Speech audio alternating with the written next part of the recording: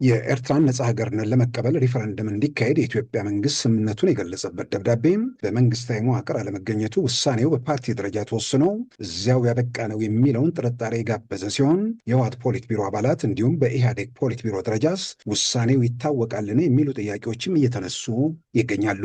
ደብዳቤው በወቅቱ በሽግግሩ መንግስት ፕሬዝዳንት አቶ መለስ ዜናዊ መጻፉ ግን በአደባባይ ይታወቃል። ሆኖም ደብዳቤው በማን ተወስኖ ተጻፈ የሚለው ነው እያነጋገረም የቀጠለው።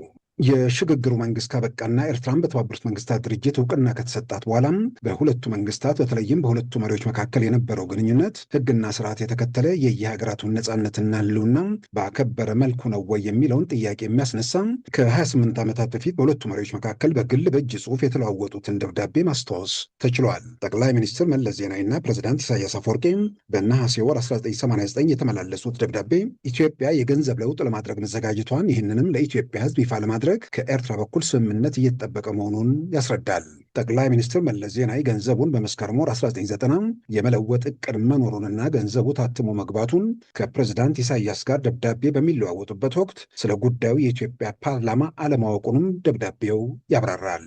ሁለቱ መሪዎች በትግርኛ ቋንቋ በእጅ ጽሑፍ የተለዋወጡት ደብዳቤ ድንበር አካባቢ አለመግባባቶች እንዳሉባቸው፣ በሌላም በኩል የአፋሩን አማጺ አርዱፍን በጋራ ለመውጋት እየተንቀሳቀሱ መገኘታቸውንም ያስረዳል። የዚህን ደብዳቤ የአማርኛ ትርጉም በዚህ ዘገባ እናስታውሳለን። በቅድሚያ ደብዳቤውን የጻፉት ፕሬዝዳንት ኢሳያስ ሲሆኑ ከሰው እንጀምራለን። ጓድ መለስ እንደምን ሰንብተሃል? ዛሬ እንድጽፍልህ ያደረገልኝ ባዳ አካባቢ ያለው አሳሳቢ ሁኔታ ነው። በመካከላችን ያለው ድንበር በዘልማድ የሚታወቅ እንጂ በትክክል ነጥቦና ተረጋግጦ ያወቅነው ወሰን አለ ለማለት አይቻልም። የዛሬና የወደፊት ዝምድናችን አንጻር ብዙም ክርክር አድርገንበት የቆየነው ጉዳይ አይደለም። ለወደፊትም ቢሆን እምብዛም የሚያከራክርና የሚያሳስብ አይመስለኝም። እውነቱ ይሄ ሆኖ ሳለ አልፎ አልፎ ግን በተለያዩ ጊዜያት በተለያዩ ቀላል ምክንያቶች ግጭቶች ሲከሰቱ ተስተውሏል። በአካባቢው የሚገኙ ኃላፊዎችም በወንድማዊነት መንገድ ግጭቶችን ለማብረድና ችግሩን ለመፍታት ሲሞክሩ ቆይተዋል።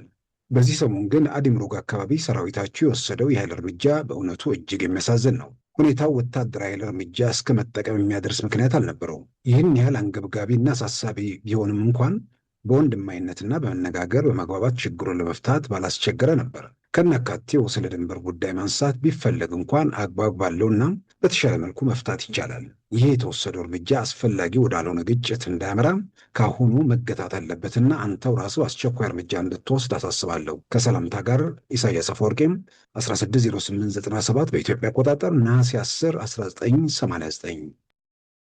ከጠቅላይ ሚኒስትር መለስ ዜናዊ ለፕሬዝዳንት ኢሳያስ የተሰጠ ምላሽ።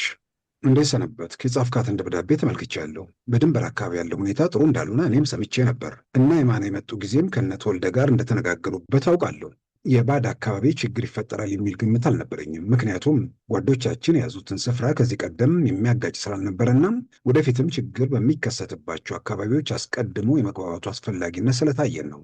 የኦጎጎሞ ወይንም አርዶ ፍርዝራዦች በአካባቢው የፈጠርነውን ሰላም እያደፈረሱብን ስለነበር እነርሱን ለማባረር ተንቀሳቅሰናል። በተረፈ የወሰን ጉዳይን በተመለከተ ቀደም ሲል እነ ተወልደ የደረሱበት ስምምነት ስላለ እሱን መሰረት በማድረግ ሁኔታውን ማርገብ እንዳለብን ይሰማኛል። ምናልባት ደግሞ ወሰን የመከለሉ ጉዳይ በሁለታችንም በኩል ዝግጅት ተደርጎበት ወደ አንድ መቋጫ መድረስ ያስፈልግ ይሆናል። ከአንተ ጋር በተነጋገርነው መሰረት እነ ነዋይን ወደ አስመራ ልኬያቸው ነበር። ይሁን እንጂ ያደረጉት ስብሰባ ሁሉ ፍሬ አልባ ሆኗል። በኤርትራ ውስጥ የሚገኘው በር መጨረሻ ላይ ምን መሆን እንዳለበት ሶስተኛ ወገን ጨምረን እንድናየው፣ ይህንኑ መሰረት በማድረግ በሚደረሰው ስምምነት እንድንጨርሰው። ይህ እስኪሆን ግን የገንዘብ ቅያሪ መቆየት ስለማይችል የአፈጻጸም ሂደቱንና ገንዘብ ቅያሪ በኋላም ሊኖር ስለሚገባው የንግድ አፈጻጸም እነ ነዋይ እንዲጨርሱ ከአንተ ጋር በተነጋገርነው መሰረት ነበር የላኳቸው። በእነ ብርሃነ በኩል የተሰጣቸው መልስ ግን ኤርትራ ውስጥ ያለውን ብር ሳናውቅ ወይም ደግሞ ጉዳዩ በአገር ደረጃ ከመውጣቱና ከመገለጹ በፊት ስለ ገንዘብ ቅያሪ ሂደትና ዝርዝር አገባብ ለመነጋገር አንችልም የሚል ነው። በዚህም ምክንያት ምንም አይነት እልባት ላይ ሳይደርሱ ተመልሰዋል።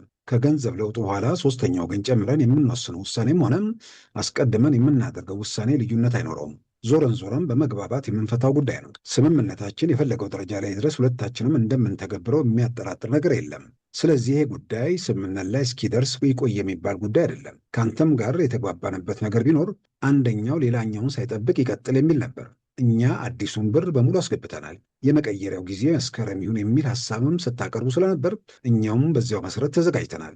መስከረም ቀርቶ ጥቅምትንም ካለፈ ግን በሚስጥር የያዝነው ጉዳይ ሚስጥርነቱ ያከትምለታል። እንዲያውም ገና ከአሁኑ አዲስ አበባ ውስጥ መወራት ጀምሯል። ስለዚህ በሁኔታዎች አስገዳጅነት ወደ ቅያሪው ከመግባት የውህደቱን ጉዳይ አብይ ግምት ሰጥተኸውና አስፈላጊነቱን ተገንዝበው ለሰዎች መመሪያ ብትሰጥና በሚቀጥሉ 15 ቀናት ውስጥ ተገናኝተው ዝርዝር ውይይት ቢያደርጉበት የበለጠ ጠቃሚ ይሆናል።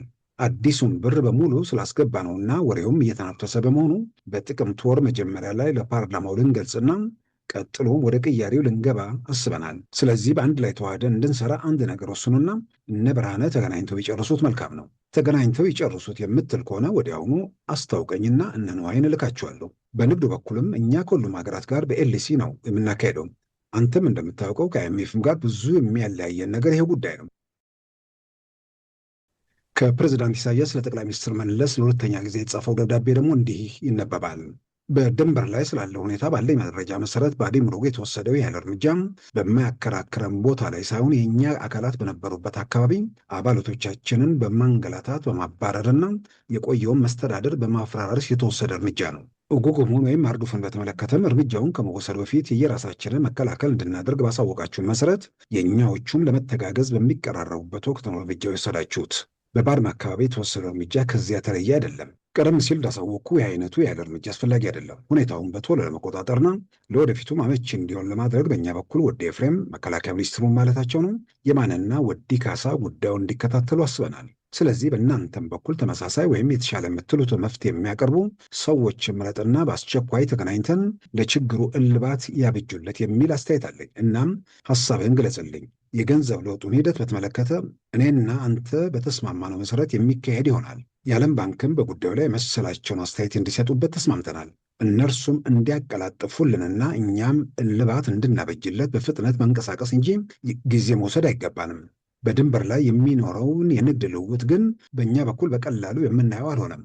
ምክንያቱም ብዙ ሕዝብ የሚጎዳና የሚያነካካ ይመስለናል። ወደ እኛ የሚገባውን ይሁን ከእኛ የሚወጣውን ንግድ ማገት አንችልም። ትላልቅ የሚባሉትን የንግድ ልውውጦች በተመለከተ ገና ካሁኑ ይሄ እንዲሁን ያ እንዲፈጸም የሚል ደንብና ውሳኔ ልንቀርጽለት አንችልም።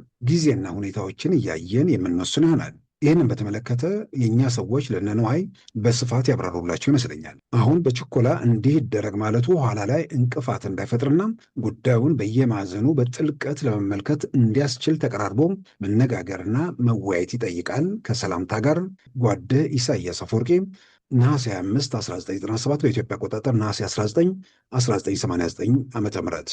ይህን ደብዳቤ ለመጀመሪያ ጊዜ ይፋ ያደረገው የኤርትራ መንግስት ሲሆን ሁለቱ ሀገራት ወደ ጦርነት በገቡ ማግስት በሐምሌ ወር 1990 ሆየት በተባለም የኤርትራ መንግስት ልሳን ላይ ታተመ። የደብዳቤዎቹን የአማርኛ ትርጉም ኢትዮጵያ ጋዜጣና መጽሔት በወቅቱ ማሰራጨቱንም ማስታወስ ተችሏል። ደብዳቤውን ከተጻጻፉ ከ9 ወራት በኋላ በግንቦት ወር 1990 የኢትዮጵያና ኤርትራ ጦርነት መፈንዳቱ ይታወሳል።